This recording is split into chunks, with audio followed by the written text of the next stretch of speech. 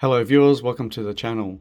So today I'll show you how to access the service menu of a Bosch Series 8 washing machine.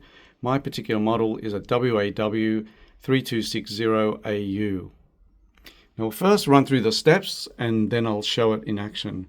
So first turn on the machine, wait for all the lights to disappear. Then we turn the dial clockwise to the 7 o'clock position. In my case it's a drum clean function. And then you press and hold the temperature button, and while you're holding it you turn the dial one more position clockwise again. In my case it's the super quick. Then let go of the button and you'll see a P01 should appear in the bottom right corner of the display. Okay, so let's see it in action.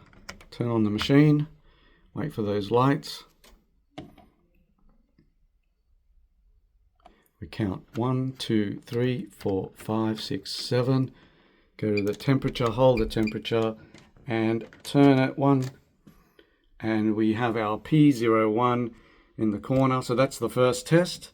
Now I'm not sure what each one of the tests are. You can cycle through them using finished in plus and minus. You can also use the dial to do the same thing.